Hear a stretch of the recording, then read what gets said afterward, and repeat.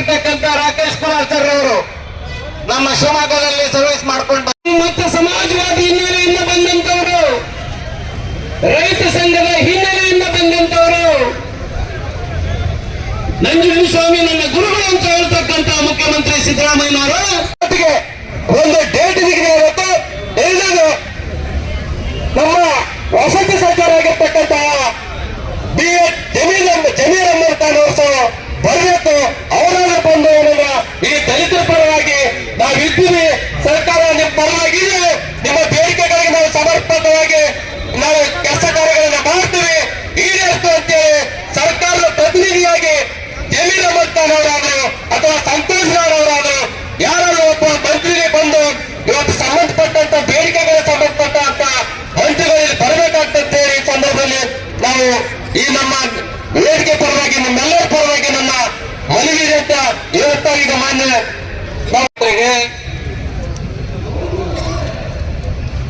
ಮನವಿಯನ್ನ ಕೊಡೋದಕ್ಕೂ ಮೊದಲು ಮಾನ್ಯ ಆಯುಕ್ತರು, ಸಮಾಜ ಕಲ್ಯಾಣ ಇಲಾಖೆ ಸಚಿವರಿಗೆ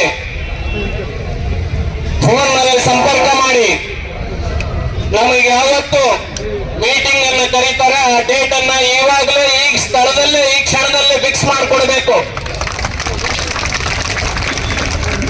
ಯಾಕೆಂತ ಹೇಳಿದ್ರೆ ಇವತ್ತು ಸಚಿವ ಸಂಪುಟದ ಸಭೆ ನಡೀತಾ ಇದೆ. ನಾವು 2 ತಿಂಗಳ ಮುಂಚೆನೆ ಮಾರ್ಚ್ 11ನೇ ತಾರೀಕು ಬೆಂಗಳೂರಿನ ಫ್ರೀಡಂ ಪಾರ್ಕ್ ನಲ್ಲಿ ನಾವು ಬೃಹತ್ ಪ್ರತಿಭಟನಾ ಸಮಾವೇಶವನ್ನು ನಾವು ಮಾಡ್ತಾ ಇದ್ದೀವಿ. ಬಡವರ, ಹಿಂದುಳಿದವರ ಸುಮಾರು 17 ಬೇಡಿಕೆಗಳನ್ನ ನಾವು ಇಟ್ಕೊಂಡು ಹೋರಾಟವನ್ನ ಮಾಡ್ತಾ ಇದ್ದೀವಿ ಅಂತೇಳಿ ನಾವು ಹ್ಯಾಂಡ್ ಬಿಲ್ ಅನ್ನು ರಿಲೀಸ್ ಮಾಡಿದ್ರೆ ಇಂಟೆಲಿಜೆನ್ಸಿ ಮೂಲಕ ಸರ್ಕಾರಕ್ಕೆ ಗೊತ್ತಾಗಿದೆ. ಆದ್ರೆ ಜವಾಬ್ದಾರಿ ಇರ್ತಕ್ಕಂಥ ಸನ್ಮಾನ್ಯ ಸಮಾಜ ಕಲ್ಯಾಣ ಸಚಿವರಾಗಿರ್ತಕ್ಕಂಥ ಎಚ್.ಸಿ. ಮಾದೇವಪ್ಪನವರು ಈ ವೇದಿಕೆಗೆ ಬಂದು ಮನವಿಯನ್ನ ಸ್ವೀಕಾರ ಮಾಡಬೇಕಾಗಿತ್ತು. ಆದರೆ ಅವರು ಇಲ್ಲಿಗೆ ಬರದೇನೆ ನಮಗೆ ಅಪಮಾನ ಮಾಡಿದ್ದಾರೆ ಅಂತ ಹೇಳಿ ನಾವು ಭಾವಿಸ್ಕೋಬೇಕಾಗಿದೆ ಬಂಧುಗಳೇ. ಅವರು ಈ ಸ್ಥಳಕ್ಕೆ ಬಂದು ಮನವಿಯನ್ನ ಸ್ವೀಕರಿಸಬೇಕು. ಒಂದು ವೇಳೆ ಅವರಿಗೇನಾದ್ರೂ ಗಾಬರಿ ಇದ್ರೆ, ಭಯ ಇದ್ರೆ ಅವರು ಭಯ ಬೀಳ್ತಕ್ಕಂಥ ಅಗತ್ಯ ಇಲ್ಲ. ಯಾಕೆಂತ ಹೇಳಿದ್ರೆ ನಾವು ಅವರು ಬಂದ್ರೆ ಅವರನ್ನ ಗೌರವಯುತವಾಗಿ ನಾವು ಕಾಣ್ತೀವಿ. ನಾವು ಕಪ್ಪೌಟ್ ಹಿಡಿಯೋದಾಗಿರ್ಲಿ, ಚಪ್ಪಲಿ ದೂರೋದಾಗಿರ್ಲಿ, ಬಟ್ಟೆ ಬಿಚ್ಕೊಂಡು ಕುಣಿಯೋದಾಗಿರ್ಲಿ ನಾವು ಮಾಡೋದಿಲ್ಲ.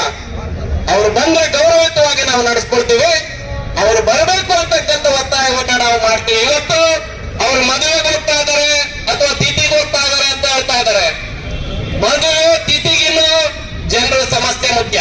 ವತಿಯಿಂದ ಈ ಒಂದು ಪ್ರತಿಭಟನೆ ಆಯೋಜಿಸಿದರೆ ಈ ಒಂದು ಮನವಿ ಪತ್ರ ಸ್ವೀಕಾರ ಮಾಡಲಿಕ್ಕೆ ನಾನು ಆಯ್ತು ಬಂದಿದ್ದೇನೆ. ಮಾನ್ಯ ಸಚಿವರು ಇವತ್ತು ಒಂದು ನಿಮಿಷ ನಿಮ್ಮ ಮನವಿ ಏನಿದೆ, ನಮ್ಮ ಮನವಿಗಳೇನಿದೆ ಅದನ್ನ ಖಂಡಿತವಾಗ್ಲೂ ಮಾನ್ಯ ಸಚಿವರು ಗಮನಕ್ಕೆ ತರೋದು ನನ್ನ ಕರ್ತವ್ಯ. ಅದನ್ನ ಖಂಡಿತವಾಗ್ಲೂ ಮಾಡ್ತೇನೆ. ಸಭೆ ಕರೆಯುವಂಥದ್ದು ಏನಿದೆ ಅದನ್ನು ಕೂಡ ನಾನು ಸಚಿವರ ಹತ್ರ ಮಾತಾಡ್ಕೊಂಡು ಅದನ್ನ ಸಭೆಯ ಒಂದು ನಿಗದಿ ಮಾಡಲಿಕ್ಕೆ ದಿನಾಂಕ ನಿಗದಿ ಮಾಡಲಿಕ್ಕೂ ಕೂಡ ನಾನು ಕೋರ್ಕೊಳ್ತೇನೆ. ಈಗ ಏನು ಇವತ್ತು ಸೆಷನ್ ನಡೀತಾ ಇದೆ, ಆ ಸೆಷನ್ ನಲ್ಲಿ ಇವತ್ತು ಸಾಕಷ್ಟು ಒಪ್ಪಿಗೆಯನ್ನು ಕೊಟ್ಟು ಈಗ ತಾನೇ ಅವರು ಮೈಸೂರಿಗೆ ತೆರಳುವಂತದ್ದು ಮಾಹಿತಿ ಬಂದಿದೆ. ನಾನು ಖಂಡಿತವಾಗ್ಲೂ ಅವ್ರ ಹತ್ರ ಪರ್ಸನಲ್ ಆಗಿ ಮಾತಾಡಿಕೊಂಡು ಒಂದು ಡೇಟ್ ಫಿಕ್ಸ್ ಮಾಡುವಂತದನ್ನ ಈ ಒಂದು ವೇದಿಕೆಯಲ್ಲಿ ಅನೌನ್ಸ್ ಮಾಡ್ಲಿಕ್ಕೆ ನಾನು ಆದಷ್ಟು ಬೇಗ ನಾನು ಭಾಗವಹಿಸ್ತೀನಿ. ಮನವಿನೇ ಆಗುತ್ತೆ ನನಗೆ ಕೊಡುವಂತದ್ದು, ಆಯುಕ್ತರಿಗೆ ಕೊಡುವಂತ ಕೊಡ್ಬೋದು. ನನ್ನ ಹಂತದಲ್ಲಿ ಏನು ಕ್ರಮ ವಹಿಸಬೇಕಾಗಿದೆ ಅದನ್ನ ಖಂಡಿತವಾಗ್ಲೂ ನಾನು ಮಾಡ್ತೀನಿ. ಮಾನ್ಯ ಸಚಿವರ ಗಮನಕ್ಕೆ ತರುವಂತದ್ದು ನನ್ನ ಕರ್ತವ್ಯ. ಖಂಡಿತವಾಗ್ಲೂ ಅದನ್ನು ದಿನಾಂಕ ನಿಗದಿಪಡಿಸುವಂತದ್ದಾಗ್ಲಿ ಅಥವಾ ಮನವಿ ಸ್ವೀಕಾರಕ್ಕೆ ಸಂಬಂಧಪಟ್ಟದ್ದಾಗ್ಲಿ ನಾನು ಅವತ್ತು ಮಾತಾಡ್ಬಿಟ್ಟು ಆದಷ್ಟು ಬೇಗ ತಮ್ಮ ಗಮನಕ್ಕೆ ಖಂಡಿತ ಬಯಸ್ತೇನೆ.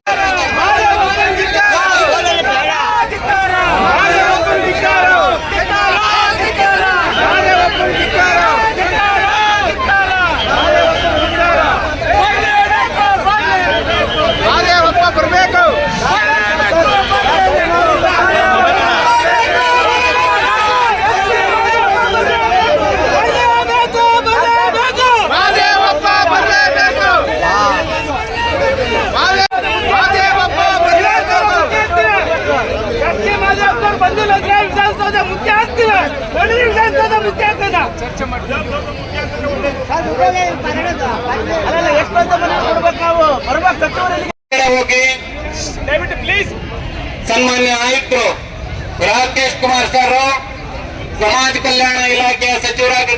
ಎಚ್ ಸಿ ಮಾದೇವಪ್ಪನವರಿಗೆ ಫೋನ್ ಅಲ್ಲಿ ಮಾತನಾಡಿ ಇಲ್ಲಿ ಸಹಸ್ರಾರು ಸಂಖ್ಯೆಯಲ್ಲಿ ಇಲ್ಲಿ ದಲಿತರು ಜಮಾಯಿಸಿದ್ದಾರೆ.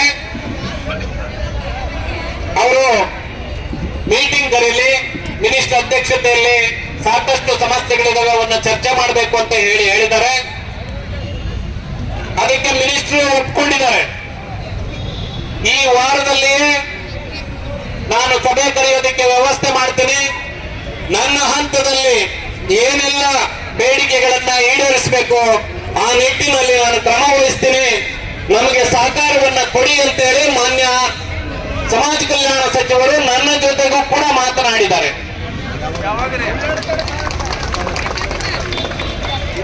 ಹಾಗಾಗಿ ಮತ್ತೆ ನೀವೆಲ್ಲರೂ ಬರಬೇಕಾದ ಅಗತ್ಯ ಇಲ್ಲ. ನಿಮ್ಮೆಲ್ಲರ ಧ್ವನಿಯಾಗಿ ನಾವುಗಳು ಮೀಟಿಂಗ್ ಅಟೆಂಡ್ ಮಾಡ್ತೀವಿ, ನಿಮ್ಮ ಸಮಸ್ಯೆಗಳನ್ನ ನಾವು ಮಾತಾಡ್ತೀವಿ. ಒಪ್ಪಿಗೆ ಇದೆಯಾ ನಿಮಗೆ? ಹಾಗಾಗಿ ಇವತ್ತು ನಾವು ಯಾರು ಹೇಳಿ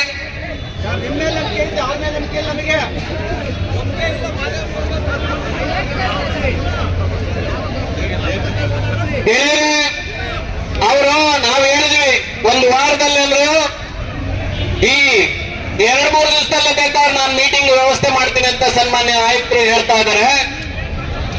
ಯುಗಾದಿ ಹಬ್ಬದ ಒಳಗಡೆ ನಿಮಗೆ ಒಂದು ಬಂಪರ್ ಆಫರ್ ಇದೆ. ಯುಗಾದಿ ಒಳಗಡೆ ನಿಮ್ಮ ಬೇಡಿಕೆಗಳೆಲ್ಲವೂ ಕೂಡ ಈಡೇರಿಸೋ ನಿಟ್ಟಿನಲ್ಲಿ ನಾವು ಮಾತಾಡ್ತೀವಿ. ನಮ್ಮನ್ನ ನಂಬಿ ವಿಶ್ವಾಸ ಇಡಿ, ಕೆಲಸ ನಾವು ಮಾಡ್ತೀವಿ. ಹೇಳ್ತೀವಿ.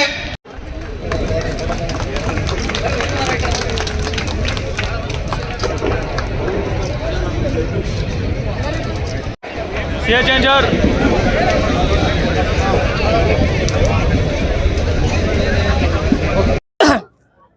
ಕರ್ನಾಟಕದ ಮುಖ್ಯಮಂತ್ರಿಗಳಾಗಿರ್ತಕ್ಕಂಥ ಸನ್ಮಾನ್ಯ ಶ್ರೀ ಸಿದ್ದರಾಮಯ್ಯನವರು 2013ರಲ್ಲಿ SCP-TSP ಈ ಯೋಜನೆಯನ್ನು ಜಾರಿಗೆ ತಂದರು.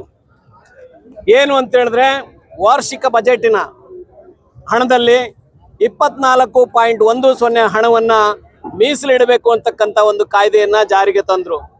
ಈಗ ಏನಾಗಿದೆ ಅಂತ ಹೇಳಿದ್ರೆ ಆ ಹಣವನ್ನು ಮೀಸಲಾಗಿಟ್ಟು ಆ ಹಣದಲ್ಲಿ SCP-TSP ಕಾಯ್ದೆಯ 7 ಸಬ್ ಕ್ಲಾಸ್ ಡಿ ಅನ್ನ ಇಟ್ಟಿದ್ರು. ಕಳೆದ ವರ್ಷ ದಲಿತ ಸಂಘರ್ಷ ಸಮಿತಿ ಮತ್ತಿತರೆ ಸಂಘಟನೆಗಳ ಎಲ್ಲ ಮುಖಂಡರು ಹೋರಾಟಗಳನ್ನು ಮಾಡೋದ್ರ ಮೂಲಕ ಸನ್ಮಾನ್ಯ ಸಿದ್ದರಾಮಯ್ಯನವರು SCP-TSP ಆಕ್ಟ್ 7 ಸಬ್ ಕ್ಲಾಸ್ ಡಿ ಅನ್ನ ರದ್ದುಪಡಿಸಿದ್ರು. ಅದೇ ರೀತಿ ಮುಂದುವರೆದು ಏನಾಯ್ತು ಅಂತ ಹೇಳಿದ್ರೆ ಅಧಿಕಾರಿಗಳೆಲ್ಲ ಸೇರ್ಕೊಂಡು ಮತ್ತೆ SCP-TSP ಆಕ್ಟ್ 7D ರದ್ದಾದ್ರೆ ಏನಂತೆ 7C ಅನ್ನ ನಾವು ಜಾರಿಗೆ ತರ್ತೀವಿ.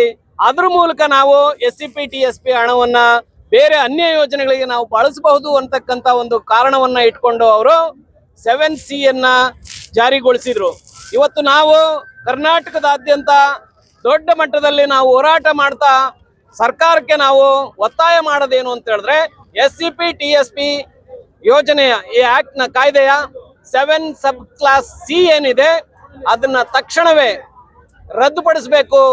ಮತ್ತೆ ಈ SCP-TSP ಯೋಜನೆಯ ಹಣವನ್ನ ಕಳೆದ ಬಾರಿ 42,000 ಕೋಟಿ ಹಣವನ್ನ ಮೀಸಲಾಗಿಟ್ಟಿದ್ರು. ಅದರಲ್ಲಿ 25,000 ಕೋಟಿ ಹಣವನ್ನ ಅನ್ಯ ಯೋಜನೆಗಳಿಗೆ ಅಂದ್ರೆ ಗ್ಯಾರಂಟಿ ಯೋಜನೆಗಳಿಗೆ ಬಳಸಿದ್ರು. ಅದನ್ನು ಕೂಡ ನಾವು ತೀವ್ರವಾಗಿ ಖಂಡಿಸಿದ್ವಿ. ಆಗ ಸನ್ಮಾನ್ಯ ಶ್ರೀ ಸಮಾಜ ಕಲ್ಯಾಣ ಇಲಾಖೆ ಸಚಿವ ಮಾದೇವಪ್ಪನವರು ಏನ್ ಹೇಳಿದ್ರು ಅಂತ ಹೇಳಿದ್ರೆ ಅಲ್ಲಿಯೂ ಕೂಡ ಈ SC ST ಫಲಾನುಭವಿಗಳಿದ್ದಾರೆ, ಅದಕ್ಕೆ ಈ ಹಣವನ್ನ ನಾವು ಬಳಸ್ತೀವಿ ಅಂತ ಹೇಳಿದ್ರು. ಇವತ್ತು ಅವ್ರಿಗೇನಾದ್ರೂ ಒಂದು ಪಾರದರ್ಶಕತೆ ಅವರು ಇಡೀ ನಾಡಿನ ಜನರಿಗೆ ಹೇಳ್ಬೇಕು ಅನ್ನೋದಾದ್ರೆ ಅವರು 25,000 ಕೋಟಿ ಹಣವನ್ನ ಪ್ರಾಮಾಣಿಕವಾಗಿ ಸದ್ಬಳಕೆ ಮಾಡಿದ್ರೆ ಅವರು ಶ್ವೇತ ಪತ್ರವನ್ನ ಹೊರಡಿಸ್ಬೇಕಾಗುತ್ತೆ. ಅವರು ಇಲ್ಲದೆ ಹೋದ್ರೆ ಅವರು ಹಣವನ್ನ ಮಿಸ್ಯೂಸ್ ಮಾಡ್ಕೊಂಡಿದ್ದಾರೆ ಅನ್ನುವಂಥದ್ದು ಅದು ಜಗಜ್ಜಾಹೀರು ಅಂತಕ್ಕಂಥ ಮಾತನ್ನ ಈ ಸಂದರ್ಭದಲ್ಲಿ ಹೇಳಲಿಕ್ಕೆ ಬಯಸ್ತಾ ಇದ್ದೀನಿ.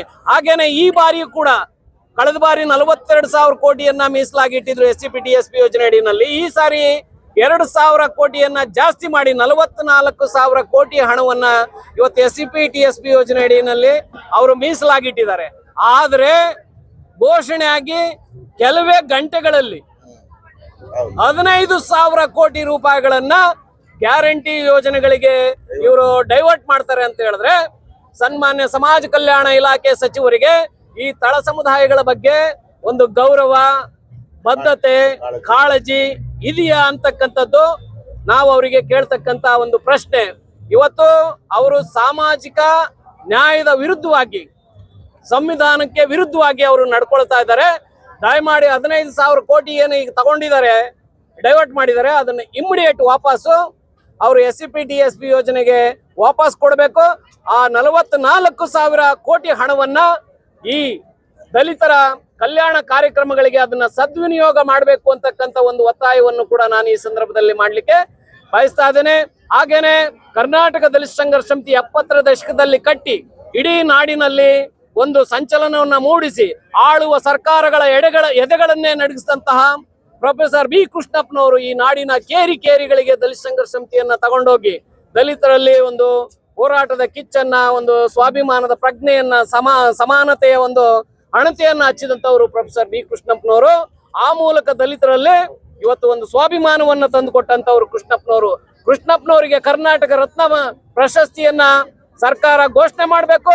ಮತ್ತೆ ಅವರ ಜೂನ್ 9 ಹುಟ್ಟುಹಬ್ಬ ದಿನ ಏನಿದೆ ಅದನ್ನ ರಜಾರಹಿತ ಸರ್ಕಾರಿ ಕಾರ್ಯಕ್ರಮವನ್ನಾಗಿ ಆಚರಿಸಬೇಕು ಅಂತಕ್ಕಂಥ ಒಂದು ಒತ್ತಾಯವನ್ನು ಕೂಡ ನಾನು ಈ ಸಂದರ್ಭದಲ್ಲಿ ಮಾಡ್ತಾ ಇದ್ದೇನೆ. ಹಾಗೇನೆ ಬಹಳ ಪ್ರಮುಖವಾಗಿ ಈಗಾಗಲೇ ಸರ್ಕಾರ 56,432 ಹುದ್ದೆಗಳನ್ನ ನಾನು ತುಂಬುತ್ತೀನಿ ಅಂತ ಏನು ಘೋಷಣೆ ಮಾಡಿದೆ, ಆ ತುಂಬುವಂತ ಸಂದರ್ಭದಲ್ಲಿ ಈಗಾಗಲೇ ನಿಗದಿಪಡಿಸಿರ್ತಕ್ಕಂಥ ರೋಸ್ಟರ್ ಬಿಂದುಗಳನ್ನ ಸರಿಪಡಿಸಿ ನೀವು ಒಳ ಮೀಸಲಾತಿಯನ್ನ ಜಾರಿ ಮಾಡಿ ಆ ನಂತರದಲ್ಲಿ ನೀವು ಅಪಾಯಿಂಟ್ಸ್ ಮಾಡಿದ್ರೆ ಅದು ಬಹಳ ಆರೋಗ್ಯಕರವಾದಂತಹ ಬೆಳವಣಿಗೆ ಅಂತೇಳಿ ನಾನು ಈ ಸಂದರ್ಭದಲ್ಲಿ ಹೇಳಲಿಕ್ಕೆ ಬಯಸ್ತಾ ಇದ್ದೀನಿ. ಒಂದು ವೇಳೆ ಸಿದ್ದರಾಮಯ್ಯನವರಾಗಿರ್ಲಿ, ಮಹದೇವಪ್ಪನವರಾಗಿರ್ಲಿ ಇದಕ್ಕೆ ತದ್ವಿರುದ್ಧವಾಗಿ ನಡ್ಕೊಂಡ್ರೆ ಈ ನಾಡಿನ ದಲಿತರು ಅವರನ್ನ ಯಾವತ್ತೂ ಕೂಡ ಕ್ಷಮಿಸೋದಿಲ್ಲ ಅಂತಕ್ಕಂಥ ಒಂದು ಎಚ್ಚರಿಕೆಯನ್ನು ಕೂಡ ನಾನು ಈ ಸಂದರ್ಭದಲ್ಲಿ ಕೊಡ್ಲಿಕ್ಕೆ ಬಯಸ್ತಾ ಇದ್ದೇನೆ.